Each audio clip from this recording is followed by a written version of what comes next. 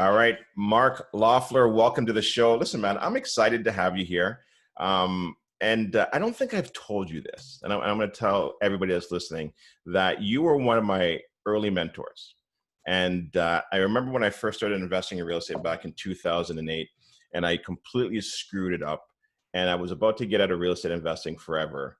And then I went and I picked this book up. You remember this book? I do remember that book. I haven't seen it for a while because I need to order some because I have nothing in stock, but I do remember that one. Yes. This is on my bookshelf. So thank you very much for being on the show, and thank you for doing what you do and inspiring other people. And you've done an incredible job. Thank you. Yeah. So, Mark, let everybody know who Mark Loeffler is, what you're all about, because you've done some incredible things over the years. So who Mark Loeffler is. All right. Well, I've pretty much done most forms of real estate investing other than I would say heavy commercial like industrial or development. But I do, so I've done everything from single family conversion to duplexes, duplexes 3-4 units up to my biggest building that I own right now is 32 unit apartment building.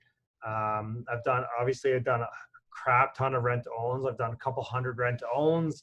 I've done fix and flip. That was my other book I wrote with Ian Szabo. I'm a realtor. I've been a realtor now for 11 years.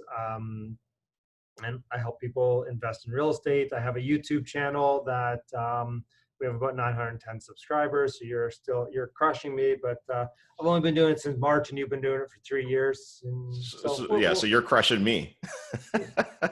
But it also comes with a heavy. You've got a name though, right? That's been around for years as well. Yes, and yet like I took a couple years off. Yeah. Right. So I think if I had done this 2-3 years ago, I think it would have happened that much quicker. I mean, a lot of these new investors have no idea who the heck I am. Like I have no street cred with them. Like I'm the old guy. Right. Yeah. With these young people, right? Yeah. Well, yeah, you definitely have the street cred, right? You've been at it for a while. I mean, you've gone around and done talks to different investment groups. When did you start? What year?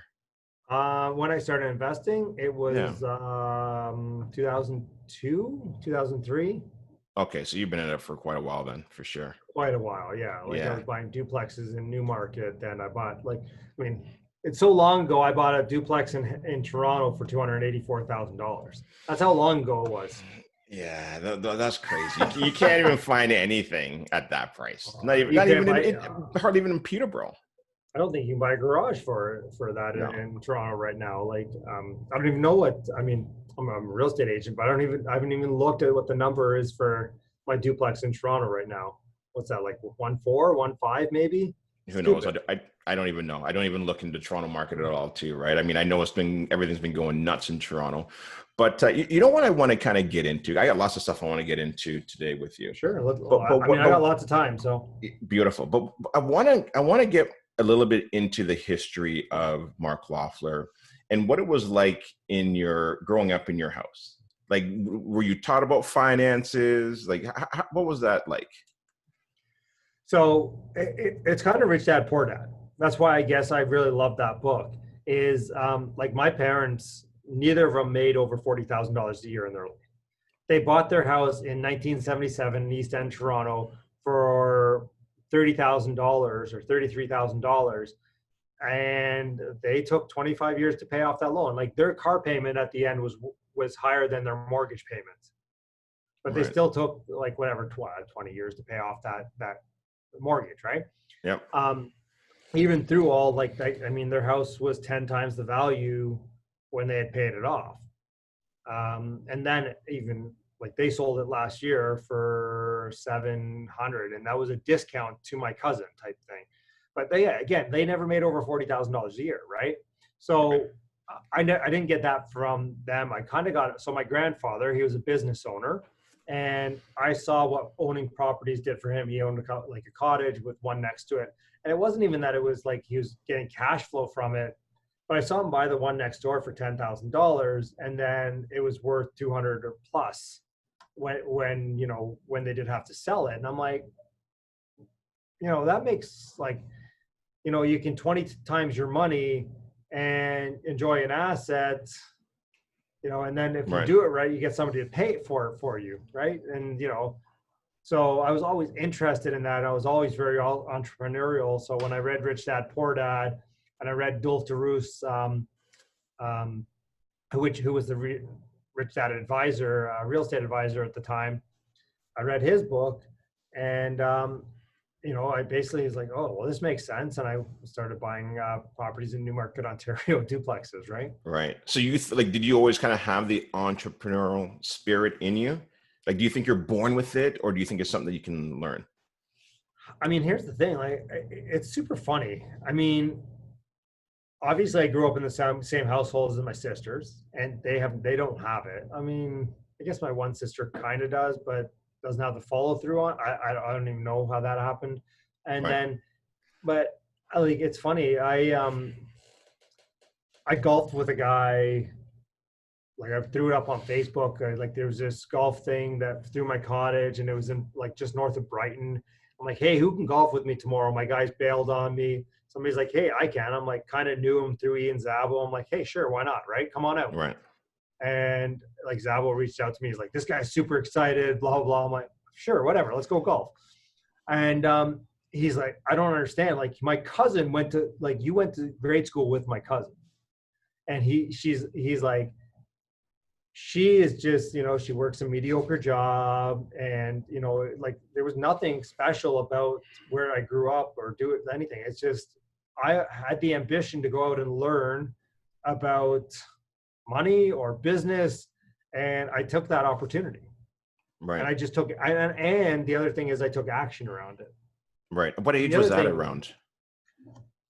so I've always been like, all through high school, I was Okay. interested. I was interested in, like, I had my own business, I had my own lawn care company.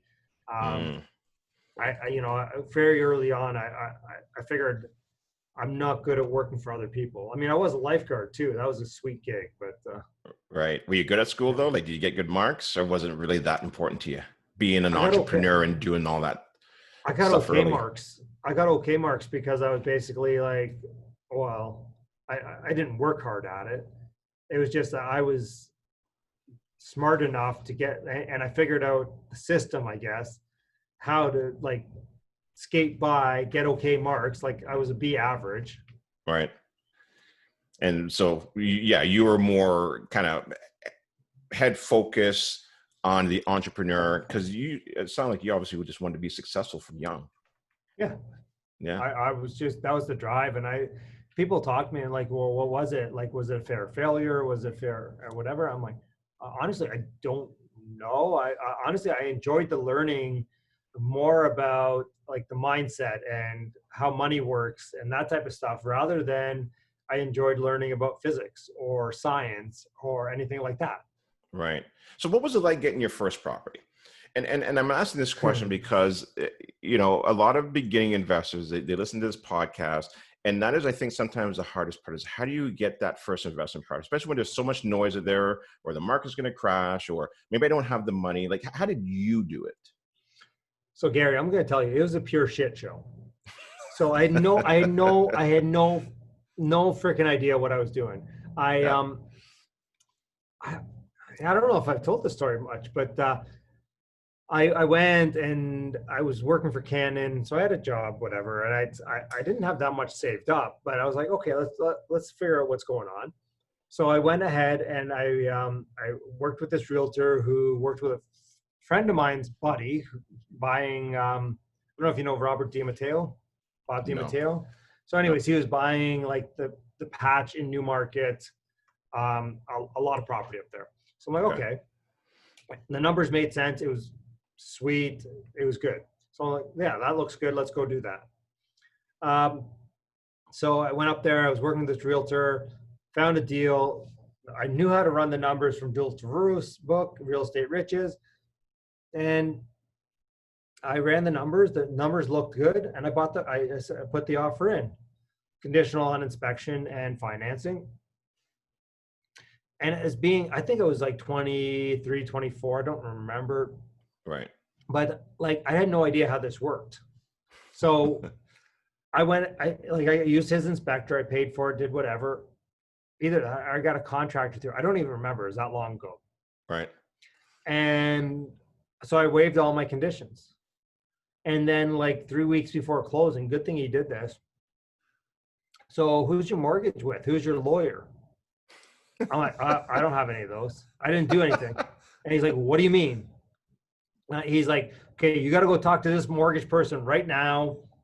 And you got to go do this So right you now. completely missed the whole mortgage piece. 100%. Like I didn't do anything. I just didn't do anything. And so that's crazy. And you read a book too on how to invest in real estate and then talk about the mortgage part. Afterwards. Yeah. You're crazy. Okay. But so anyways, like here's the thing though. At the end of the day, it got done. I mean, I went ahead and I bought it and I put down, so it was a 95% financing through CMHC plus 3.5% cash back. It was a $200,000 property. So I had to put $3,000 down plus the land transfer tax and some closing costs. So I think I was in for a total of 10 grand investment, 8 to 10 grand investment. And then like basically I renovated the property myself. Like I basically lived there and renovated the property, and then I rented it out. And then I just repeated that process.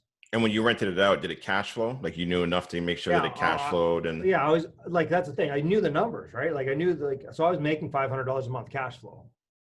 Right. I was managing the property myself. I was horrible at it.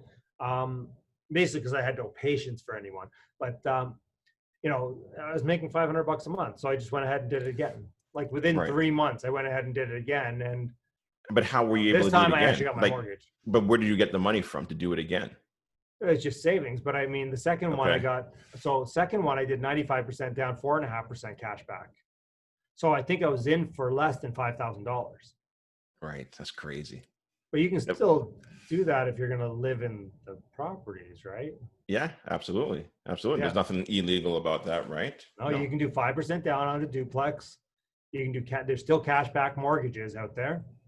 Right. You can still do it, right? And is that kind of like your advice for beginning investors who are trying to get into it, like to, you know, buy a property, live maybe upstairs or even in the basement and then rent out one of the other units?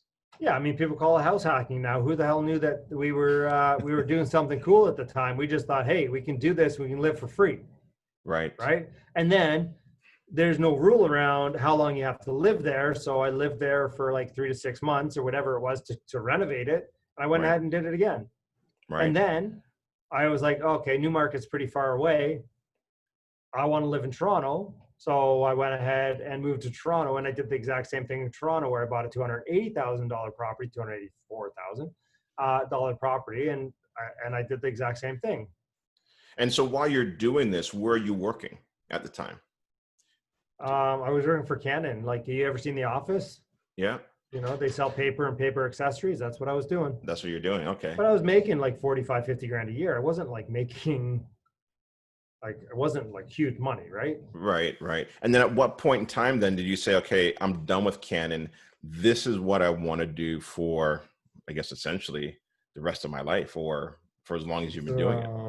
What did I do? I moved from Canon to another company. I lasted there maybe 8 to 12 months. The thing was, like, because I was always in sales, and they would change your compensation plan and basically be like, haha, you have to take it because you own 3 properties and whatever. And what they didn't know was that my Newmarket properties were giving me $1,000 a month basically, and my Toronto property cost me nothing to live in because I had a tent. Like, I had the smallest apartment, and the downstairs person was paying, like, so they had the main floor and basement, was paying the whole mortgage, and I basically had some utilities and taxes type thing to pay. Right. So it didn't cost me much to live, so I could basically tell them to F off, which I did. And then that's when I got into rent to own. And I started the rent to own company with Alex Kluge, Homeowner Soon. Right. So we started doing a lot of rent to owns. That was around what, 2009? Mm, 2008, somewhere around there. no, so that was like 2007, maybe 2000, yeah, 2007, 2008. And I was also Okay. flipping properties. I mean, that's where I met Ian Zabo. We were flipping properties in that time. I was flipping properties on my own. Um, yeah, I was basically doing it full time at that point. Just like I was flipping properties and doing rent to owns. And yeah, and then so 2008 is when, yeah, I guess late 2007, 2008 is when I was working with Alex at the Homeowner Soon. I Right. basically took over management of that company. And it's funny, we basically all sat down. And so we brought Guy Lou on at one point. So it was me, Guy Yeah, I Lou, and remember Guy Alex. Lou. Yeah. Yeah, yeah. Because that was And in Pickering, right? Isn't that where the office was? Was it Pickering or Scarborough? so it was after, because I think that's where Guy was in Scarborough. Right. That's where he lived. So what happened was we all sat down on January 1st, like literally on New Year's Day, in a Starbucks, nobody around at like Avenue and whatever in Toronto. And I said, listen, this is how the company is going to run. And I laid it out, and it'll support one person running it. Everybody else has to go out and do their own thing and provide their own income. It's just not scalable enough, in my opinion, to be able to go do this. They're like, okay. So then 3 months later, they come to me and they're like, we think it can be run differently. We want to buy you out your shares. And I said, okay, give me an offer. They gave me an offer. I said, awesome. I accept. Didn't even bargain. As a shrewd negotiator I am. And the funny part is that's when I was writing the rent to own book. Like I just got contracted to write the rent to own book that you had Right. showed. And so like, well, that's fine. So, and there was no non-compete or anything. So I'm like, I can do my own rent to own deals. Wrote the book. And then, so basically I wrote the book and I got bored and I got my real estate license after that. Yeah, because when you wrote that book as well too, and because when I first got into rent to own, I was doing more of the property first. Yeah. And then I A lot of read people your do that. book. Yeah. And yours was the tenant first, which was, a way easier way or strategy of doing rent to own. Well, I don't know if I wouldn't say easier. I would say basically it's going to work out more often than not, right? Right. Because you don't need to work. You don't ever get into the situation where you actually have to work with somebody because you don't have any inventory, right? It's not like, oh, this is going to sit there for 2 to 3 months if I don't take this person. So I'm just going to take their deposit and see what happens. If they don't work, I'm just going to move on. Right. And can you explain the difference so between the home first and the property first for somebody who's listening and they don't know what the difference is? Yeah. So home first rent to own is basically I own a house and I want to sell it as a rent to own. So I'm looking specifically for a person who likes that property, who can qualify for that property, and then, obviously is going to take on that property, but can't get a mortgage on that property today.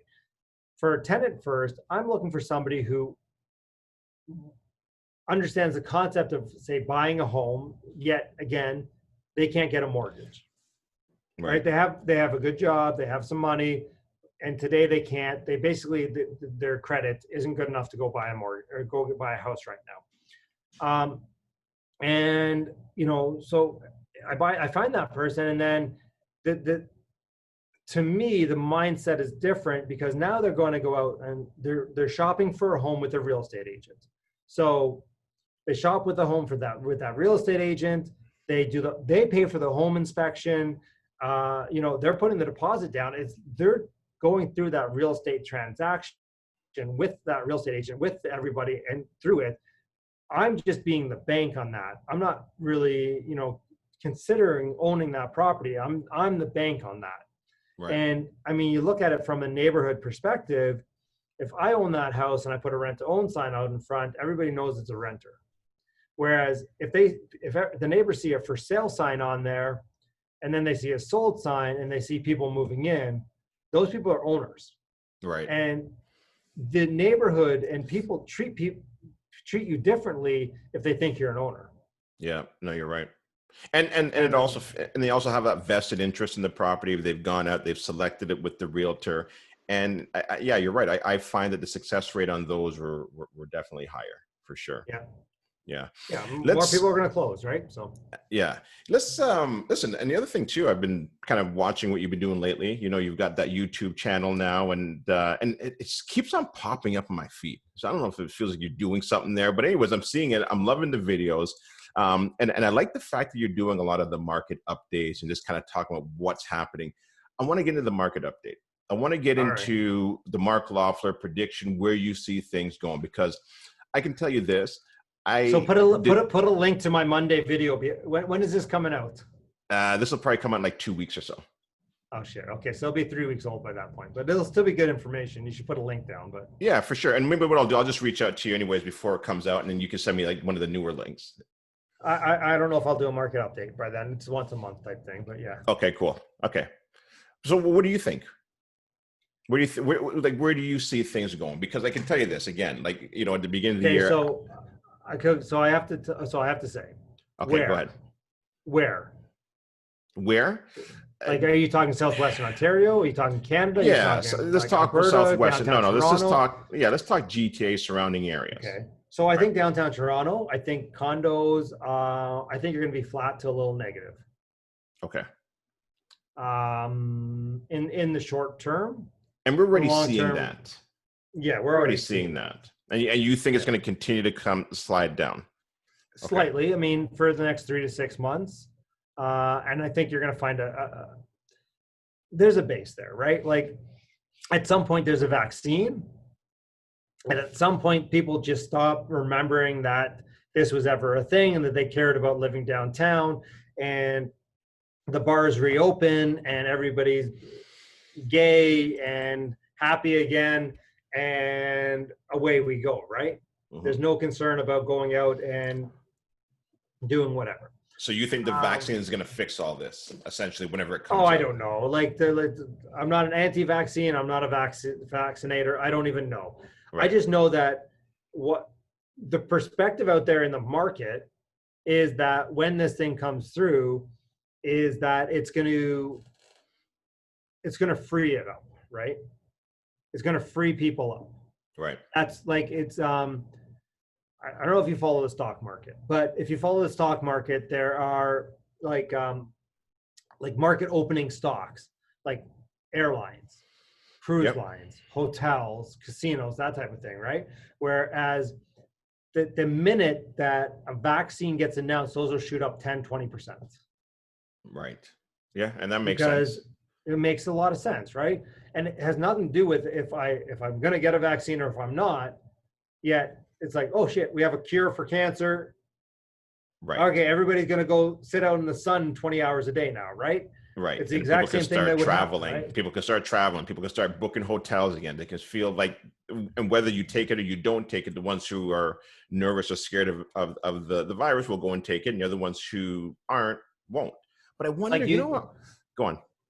No, go ahead. I was going to say, like, I wonder if, and I mean, look, I don't want to go down any kind of conspiracy stuff here, but I wonder if they're going to force people to take this vaccination. I don't think they ever could. Because I think it's going to be like the flu shot, right? Yeah. Like, do they force you to take the flu shot? They strongly recommend it. Yeah, no, for sure. But I've never taken a flu shot. Have you? I've taken it once, and I'll never do it again. I almost died. You're soft, Gary. I'm telling you. Honestly, I don't. Well, then you take it and let me know how it goes. Well, I mean, my wife is talking about getting our kids for the first time ever having the flu shot. Yeah. Yeah, I'm like, hey, you do what you need to do. I'm not. But it's not even that I care about that. It was like, if I get the flu, I'm a healthy individual. Like I'm not overweight. I don't smoke. Well, I smoke a few cigars every now and again. Right. But that doesn't affect my lungs. Like I'll get throat cancer or tongue cancer before I get anything on that. So like, okay, let me get sick. Right. Right. Yeah. And it's kind of like the same with this whole COVID thing is like, do I want to get it? Well, not really. It's like, do you want to get kicked in the nuts? Well, no, not really. But if I got kicked in the nuts, I'll probably recover. Right. Right. I mean, how long it takes is a matter of what happens, but I will recover. Now, I get out there in the world that there are people who they might not recover from this. Yeah. and you have to live what you do. But I mean, we're talking economics here, right? And I'm an Yeah. economic geek. Right. So just from a pure economic standpoint, that vaccine is like the book opening. It's like it's a shut book and now it's an open book, right? Now, what about deferrals, the mortgage deferrals, right? I mean, Oh, that stuff did is you did starting you to, watch my Monday video? of course I did.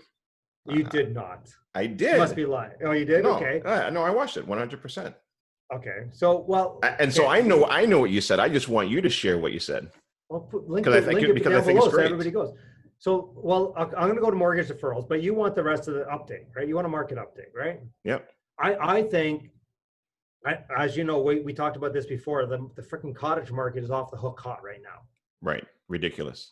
But here's the thing: it's Muskoka and Kawarthas, and I think that's going to continue. I think that suburban areas are going to continue to go up, and not for the only reason that people want to move out of Toronto. You have to remember this. There are still going to be 1 million people moving to Toronto in the next 10 years, probably 1.5 million, right? At this point, they're not building enough spots for them to live. In southwestern Ontario, outside of Toronto, so you're like in the Durham region, in Hamilton, Niagara, there's another 1 million people that are going to live here in the next 1 million to 1.5 million people are going to live here in the next 10 years, and they're not building enough housing. Where are they going to live? And so they got all these areas green belted. Now, I don't know if you noticed this, but lumber has gone up in price. Do we think it's going to go down? So it's gone up, what, I don't know, 50, 100%? I don't know what the numbers are. Is that? I don't know what the number is. I mean, Is I it know that there something? was an issue with actually Yeah. getting lumber. Well, it's supply, right? So, Right. I mean, if there's, it's simple. Guns and butter. Did you study economics, guns and butter? No. It's a supply demand curve, right? When demand goes up and supply goes down, prices are going to rise. So therefore, you've had an increase in the price because there's an increase in demand, and the supply has actually gone down because the mills shut down, right, for a certain period of time. So you see that increase in price. There's no way that's ever going to go back. You're Right. never going to see it go back to where it was pre-COVID. So if it went up 100%, maybe you see it come down 50%, but that's still a heck of a gain. So the cost to build a home is now more. Right. With the green belt and people moving in, the cost of land isn't going to go down, in my opinion. Yeah. No, and I mean, Right? it makes sense. So at the end of the day, if you don't densify, which they're not doing enough of, in my opinion, because of red tape and government issues and whatever, then you're going to see more demand and less supply. right. And when you get that, prices rise. And what do you mean by guns and butters? What is that? God, you got to go back to economics 101, my friend. I want you to teach me, and I want you to teach the listeners. No, man, we only got a short time, man. I studied this shit for years. Google guns and butter economics, man. Yeah, Cole's notes. It's a supply demand curve. Okay. Supply demand curve. That's all it is, and it's supply demand x-axis, whatever. But yeah, Google guns and butter at one point, and guns and butter economics. Right. That's just the two descriptors they used in the supply demand curve in all the economic textbooks. Okay, got it. Why do you? What's causing that rise in the prices of cottages, or why is there this huge influx of people going out to cottages? Is it because of COVID? People were doing it like the prices had gone up. So I mean, you're in Kawarthas. I'm sure you probably hit the 407 a heck of a lot more now, right? Now that it goes right through to 115.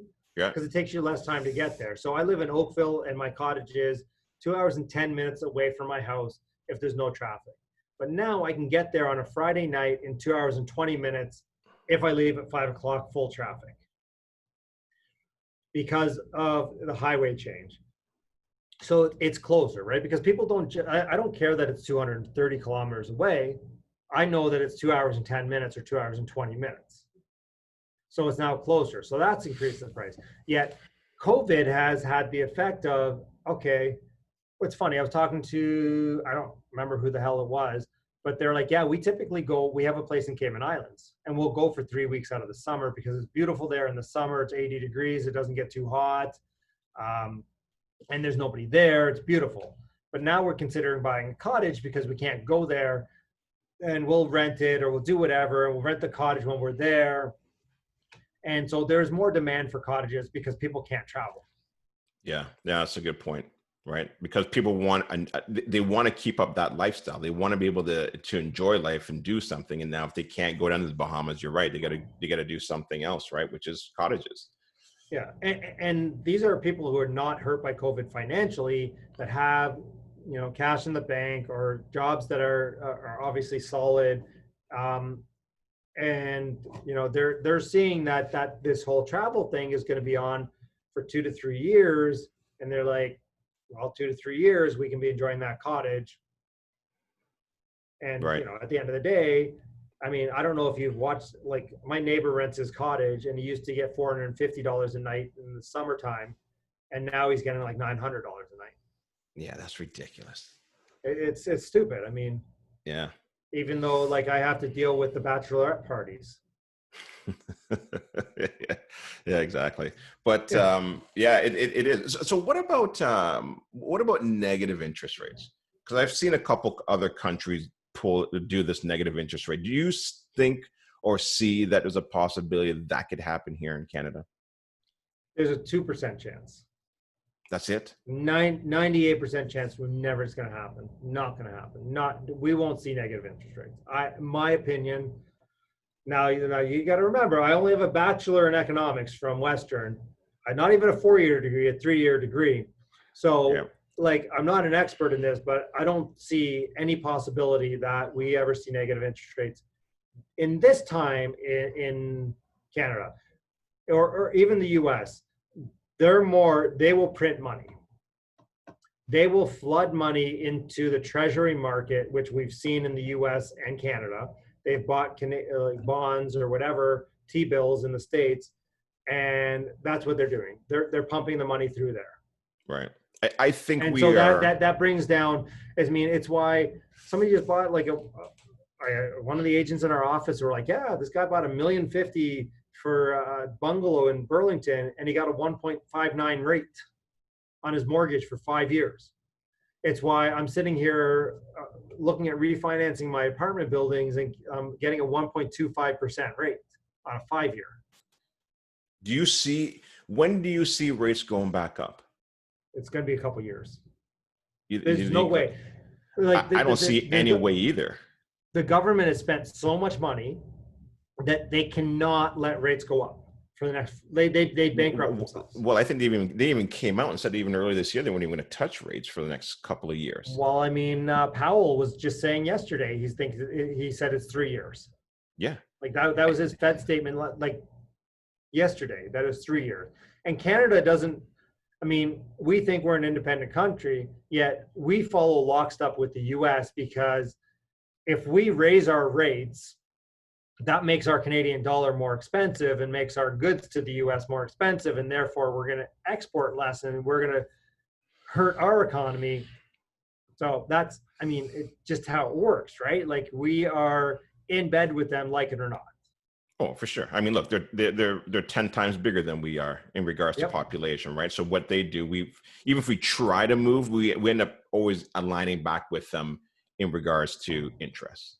Well, I mean, here's the thing: if they catch COVID, we catch a cold, right? That's how it goes. Yeah, yeah, that's a good way of putting it, for sure. I just made that up. I like it. Yeah, I like it as well too. Okay, so, and I mean, look, I think right now as Canadians and even in the US, like, I think we're almost allergic to recession. We don't like it. And the government will implement policies to ensure that we just always have a party. Well, yeah, I mean, they don't like the negative headlines, that's for sure. I think they learned from 2008. I mean, you look how fast they rolled out money in March. Like, I mean, I have friends at 2 banks who are responsible for putting the online programs together to, like, do the, like, loans and that type of thing. They got 2 days notice from the government that they had to do these small business loans and this and all that they were doing, like, this program, and they had 2 days to implement and get it online for their customers, right? Like, the government moved so quickly this time. I mean, that's why you saw like March 23rd, the market, like stock market was there, and then it just started doing this steep climb up, right? Because people were like, the Fed pumped so much money. Like the Canadian government, don't get me wrong, they pumped a lot of money too. Oh, for Like sure. they learned from '08 that they're like, this isn't going to happen again. We're going to pump this. Yeah. If there's, I think, even the slightest chance of them thinking that the market is going to slide, they're just going to pump the markets with money again. I don't like, I don't think that they see, I think they see a depression and they think '08 was a depression. I think they thought this might have been a depression. And I think 100% they were right. I mean, look at the economics, like the job numbers and whatever that came out in March, April, May. But I mean, what are we now? 10% unemployment. I mean, I think we'll be back seemingly normal by next April. I don't know, but I mean, here's the thing: like, where did the job losses happen? It's under 25. It's part time, and even then, like, I know anybody who wants a job can go get it. A lot of people have just been living off CERB, right? Right. And saying, hey, like, it's not much less than what I make. And I know a lot of people think it's free money they don't have to pay taxes on, but they're going to have to pay taxes on it coming down the road. So, you know, government will make back some of that money. Right. So what advice can you give somebody now that's listening and they're thinking about getting into real estate investing, or maybe they already are, you know, and they're like, should I buy now? Should I wait? I mean, what advice do you give them? I tell everyone this: the best time to buy real estate was 50 years ago. Second best time is today. Right. So no waiting. No, real estate is a buy and wait game. You buy it today and you wait 5 years, you're going to look like a genius. Yeah. I agree with you. I agree with you 100%. And I mean, there's different ways to stack the deck in your favor. Again, I'm all about value add. I love to buy something, renovate it, get the rents up, increase the value. I mean, the BRRRR strategy. I mean, if you come back to my channel at this point, like yesterday, I released a video like rent and hold versus flip even.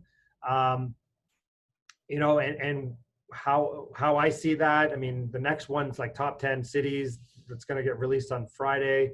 When you say 2 weeks, this is going to come out. So let's say that's September 18th. You know, I think it's, and people always ask, I mean, your probably next question is where to invest, right? Yep. Let's do it. The next question is, you can invest anywhere. You can make this work anywhere. It's just, you know, your market. I mean, like, let's say downtown Toronto. Let's say that I'm buying a fourplex downtown Toronto for $2 million. Stupid, right? Like, I can buy a 12 unit in Hamilton. I just sold one for 2.2. Right? But I can buy a fourplex downtown Toronto. Maybe the rents I'm getting on are $8,000 a month. Maybe if I renovate those units, I can get that from $8,000 to $12,000. Right. So it's So about I can add finding that value. Yeah. So it's about finding deals, adding value to it, pulling that money out, doing it again. 100%. Yeah. No. I mean, if you want to be a, I would quote, full-time investor. If you want to be, if you're like, I got a good job, I'm just looking at this as a retirement play. I'm like, great. You need to buy either like single family. It's nice and steady. It's not going to be too much work. You can probably manage it yourself after you have a tenant, or like a duplex that you have managed for you, or triplex or something like that. Like, it's not like, you don't need rocket science. Like, I mean, you can make 25 to 30% on your investment without making any cash flow at a 4% appreciation a year, which is historical average, and just with mortgage pay down. Right. And so what are you doing right now? Are you buying more investment properties? Are you lending your money out? Like what kind of gets you up in the morning right now? What is Mark doing? Okay. What is Mark doing? So I just did you watch my 6 income video, 6 streams of income? I didn't see that August? one. No, I haven't seen all your videos yet. I'm getting to them. Oh, damn it. So, like, if you watch my 6 streams of income video, no, but I do a lot of options trading right now. I've invested in a lot of small businesses, well, 5 or 6 small businesses. So I'm doing that. I don't actually use any of my own money to invest in real estate. I have real estate partners who basically bring the money. I'm the expert, the real estate expert, and I do all the work, and they just go ahead and invest the money. And then, obviously I'm a real estate agent and I run a real estate team. So that provides some income as well. And at some point, this whole YouTube thing will monetize and I'll make $50 a month from there too. Nice. Yeah. Where do you see inflation going with the printing of all this money? Are you concerned with that at all?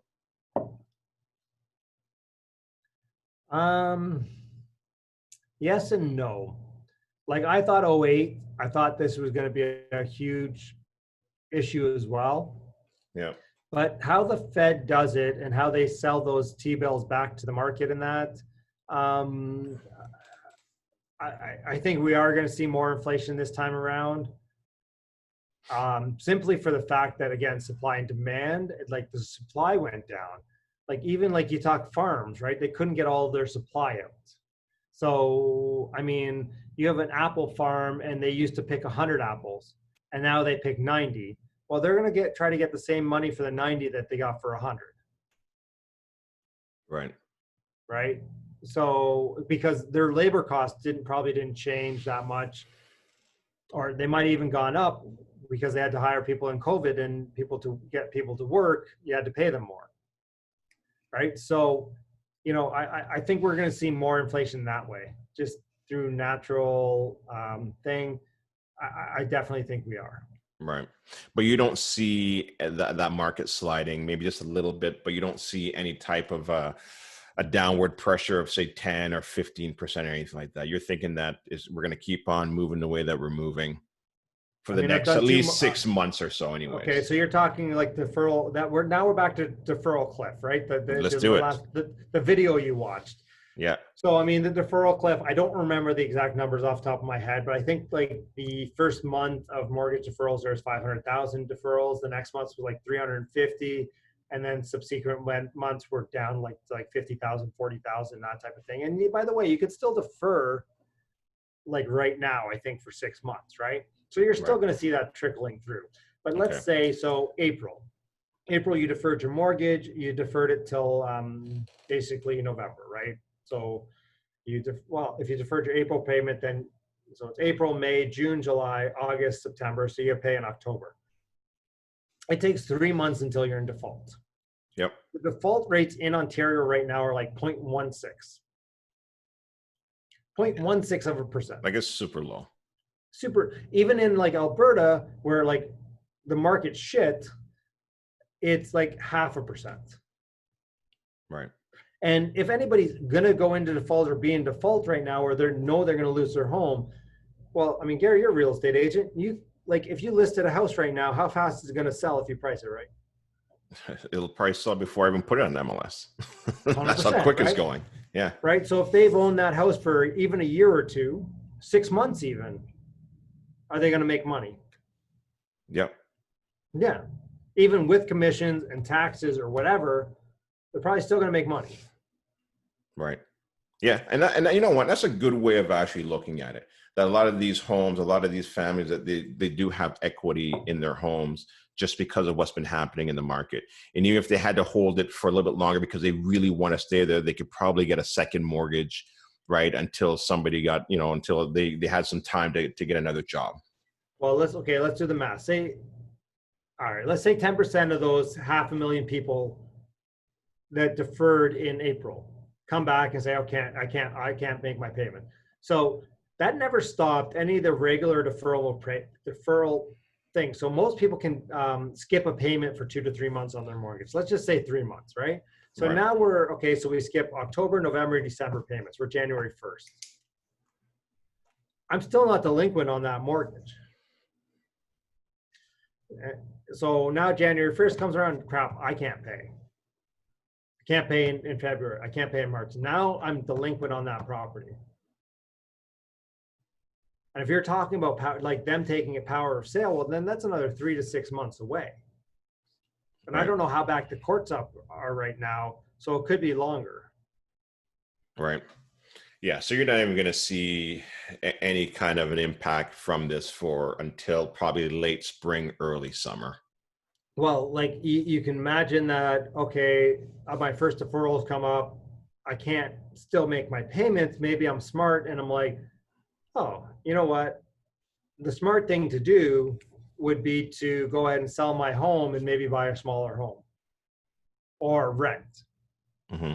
Now, so like, don't get me wrong, and I don't know if I should say this because I'm dealing with this right now. We have a very emotional seller who can't afford their home, the divorce situation, and yet was, they're emotionally attached. And it's like trying to get reality to sink in and say, listen, unfortunately, you just can't afford it. Like, it's nothing to do with anybody. You can't afford to do this. So Right. why don't we go ahead and sell it in a hot market, and we'll help you move somewhere where you can afford, right? And people get emotionally attached to things, and sometimes, that's what drives it, and that's when they end up losing it to the bank. And I mean, I say losing it to the bank, they still got to go ahead and take it through the power of sale and put it on the market, on the open market. So I mean, what people are saying is, and why, like, we had a lawyer tell one of our clients, don't buy until September. I'm like, what's going to happen in September? Oh, the mortgage, all these people who deferred their mortgages are going to be selling. And I'm like, first off, his math is wrong. Like, if you deferred here, you're going to be October. And then you got all this. And so our clients were like, oh, wow, what's our lawyer talking about? I'm like, I don't know. But I mean, he thinks he's smart. He thinks he's giving good advice. And I'm just like, okay, listen, don't take my advice. Let's just do the math. Right. Yeah. Well, So I don't see that we're going to see a lot of. I don't think we're going to see a lot of supply on the market, right? That's what's going to cause the market to go down as supply comes on. That's why rents are down in downtown Toronto. Yeah. Because there's a No, lot of supply. And I like the way that you're breaking it down because you're just using logic, right? I mean, again, like I said, I talked to and interviewed a lot of people at the beginning of the year. Nobody saw this happening. You should have talked to me. I was watching this since before New Year's. That this market was going to take off like this. No, so you can go back to my videos in March, some of my first videos. I basically said, now's your time to buy. I said, I think you have about a month or 2 month opportunity. Who knew it was only 3 weeks? Yeah. But I was like, you have this opportunity, and some people took advantage. And I had buyer clients, they were buying a single family home, and I'm like, this is 1.1 million in Burlington. I go, this is a $1.4 million home. If it wasn't here. Like, right. People are scared right now. You can buy this for 1.1. There's a 1.4. You're making $300,000 by buying this house. Why don't we go ahead and take a 6-month close on it, and we'll be fine. Right. And they were just too scared. They didn't do it. I'm like, I'm kicking myself. I should have done the deal because I was right. It was like, I would have made $400,000 on that one property. Really? I mean, not that I didn't buy real estate. Well, they haven't done anything. They just sat on their hands. Right. They're still in the same situation. Their house has gone up that they live in, but they could have had that one and sold the one after COVID and made a ton of money, right? Right. Mark Loeffler, listen, thank you very much for your time. Honestly, I really appreciate it. It was great sitting down and talking with you about all this stuff. Wealth of knowledge. And with all the information, all the knowledge that you've got right now, what would you go back and tell your younger self? Obviously, you've never watched that video either. I have a video that says what advice I give my 20-year-old self. Yeah. To be honest with you, it's my number one mantra is, when you think you're overpaying, forget about it. Overpay, and in 5 years you'll look like a genius. I like it. That's great. Yeah. I feel like I gotta go and watch, spend 10 hours and watch all your videos here. I don't know if 10 hours is enough. There's 60 videos now, man. I've been doing this 3 days. So I've did 3 days a week since March. Yeah. Who's doing your videos and putting the animation and all that behind it? I like it. So I just hired a new girl. We were kind of doing that in-house, and then I've just hired somebody to do that. So that's why you'll notice it's getting better now. Yeah, it's good. I like it. It's good stuff. Yeah. Cool. Listen, brother, I appreciate it. We'll have to get you on here again. And hopefully once COVID is gone, we'll get you out to come do a talk to our group. I'd appreciate that. Oh, come on. COVID's over, right? Oh, yeah, not for everybody. It's over for me. Yeah, I know. All right, cool, man. You take it easy, all right? Thanks again. Later. My pleasure. Bye. All right, beautiful.